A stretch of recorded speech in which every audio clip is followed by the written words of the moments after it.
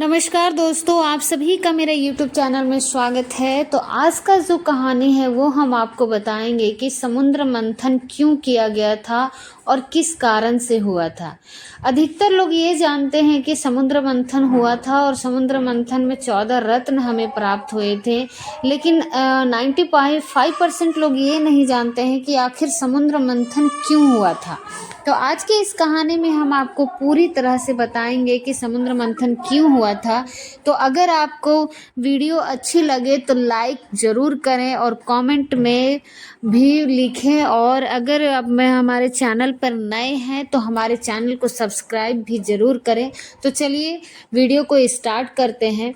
समुद्र मंथन की कहानी भारतीय पौराणिक कथाओं से उत्पन्न हुई है और इसका वर्णन भागवत पुराण, विष्णु पुराण और महाभारत जैसी पुस्तकों में किया गया है। इन सभी पुस्तकों को हिंदू धर्म में दिशा सूचक माना जाता है। पुस्तकों में बताया गया है कि कैसे देवताओं और असुरों ने भगवान विष्णु के संरक्षण में समुद्र मंथन किया। अमृता का दिव्य अमृत निकला। प्राचीन काल में हिंदू धर्म कई देशों में फैला था और अंगकोर वाट में समुद्र मंथन की कहानी का चित्रण इसका प्रमाण है। अंगकोर वाट की पूर्वी गैलरी का दक्षिणी भाग समुद्र मंथन या समुद्र मंथन की घटना को दर्शाता है। इस नक्काशी में 22 और 88 असुर राक्षस और 92 देव देवता को दर्शाया गया है, जो मुकुट पहने हुए हैं और समुद्र को मथ कर उसमें से अमृता का अमृत निकाल रहे हैं। राक्षस नाग वासुकी का सिर पकड़े हुए हैं और देवता उनकी पूंछ पकड़े हुए हैं। समुद्र के केंद्र में वासुकी मंदरा पर्वत के चारों ओर कुंडली मारे हुए हैं, जो राक्षसों और देवताओं के बीच रस्सी काशी में घूमता है और पानी को मथता है। विशाल कछुए के रूप में अवतारित विष्णु ने मंदरा पर्वत के आधार और धुरी के रूप में अपना खोल दिया। ब्रह्मा, शिव और हनुमान, बंदर हनुमान और लक्ष्मी धन और समृद्धि की देवी है, सभी नक्काशी में दिखाई देते हैं। समुद्र मंथन के पीछे की पौराणिक कथा है। एक बार देवताओं के राजा इंद्र हाथी पर सवार होकर ऋषि दुर्वासा के पास आए, जिन्होंने एक विशेष माला भेंट की। इंद्र ने माला स्वीकार कर ली, लेकिन उसे हाथी की सूंड पर रख दिया।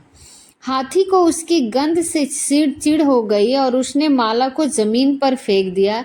इससे ऋषि क्रोधित हो गए, क्योंकि माला श्री भाग्य का निवास थी और इसे सम्मान के साथ रखा जाना चाहिए था। दुर्वासा मुनि ने इंद्र और सभी देवताओं को सभी शक्ति, ऊर्जा और भाग्य से वंचित होने का श्राप दे दिया, और इस घटना के बाद देवता असुरों से सभी युद्ध हार गए और असुरों ने ब्रह्मांड पर नियंत्रण हासिल कर लिया। देवताओं ने भगवान विष्णु से मदद मांगी, जिन्होंने उन्हें बताया कि अपनी शक्ति वापस पाने का एकमात्र तरीका है समुद्र के नीचे मौजूद पवित्र अमृत का सेवन करना।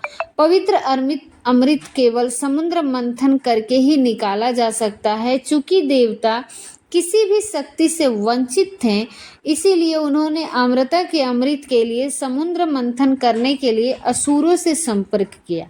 हालांकि देवताओं ने पहले से ही भगवान विष्णु के साथ समझौता कर लिया था कि पवित्र अमृत उन्हें सौंप दिया जाएगा। दूर सागर का मंथन एक जटिल प्रक्रिया थी। मंदरा पर्वत को मथने की छड़ी के रूप में इस्तेमाल किया गया था और नागों के राजा वासुकी को मथने की रस्सी बनाया गया था। इस प्रक्रिया में सहायता के लिए भगवान विष्णु को खुद कई तरीकों से हस्तक्षेप करना पड़ा, लेकिन जैसे ही खंभा पानी में गया वह समुद्र की गहराई में फिसलता रहा। इसे रोकने के लिए विष्णु ने एक कछुए का रूप धारण किया और पर्वत को अपनी पीठ पर रख लिया। कछुए के रूप में विष्णु की यह छवि उनका दूसरा अवतार था, जिसे कूर्म कहा जाता है।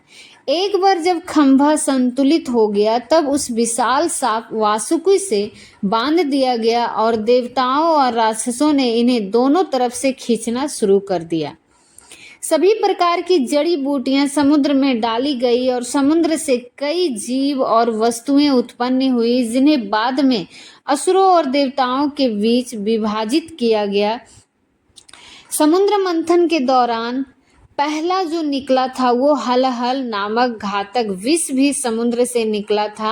माना जाता है कि यह इतना विषैला था कि इससे पूरी सृष्टि नष्ट हो सकती थी।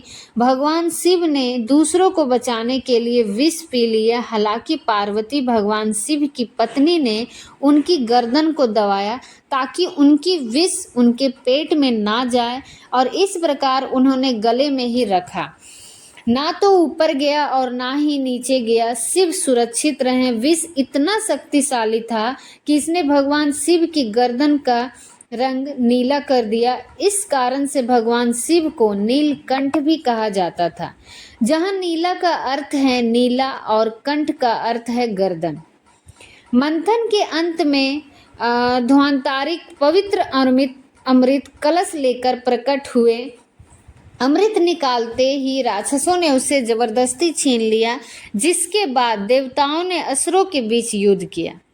अंत में मोहिनी नातर्ती का वेश धारण कर विष्णु ने राक्षसों को धोखा दिया और अमृत कलश को वापस प्राप्त कर देवताओं को सौंप दिया। और यह कहानी भारत में लगभग सभी को पता है। अंगकोर वाट में समुद्र मंथन की कहानी हमारे मन में तत्कालीन साम्राज्यों, प्राचीन राज्य में भारत और कंबोडिया के बीच संबंधित है। विस्तार और आस्था के लिए लड़ाई के बारे में बहुत सारे सवाल उठती है, और यह निश्चित रूप से अंकोर वाट और कंबोडिया की यात्रा की मांग करता है। तो उम्मीद करते हैं कि आपको जो जानकारी मिली है वो बहुत ही अच्छा है और बहुत इंटरेस्टिंग है। तो अगर आपको ये वीडियो अच्छी लगी है तो लाइक ज़रूर करें और कमेंट में हमें बताइए कि आपको और कौन सा कहानी जानना है। और अगर आप हमारे चैनल पे नए हैं तो हमारे चैनल को भी सब्सक्राइब करें और हमारे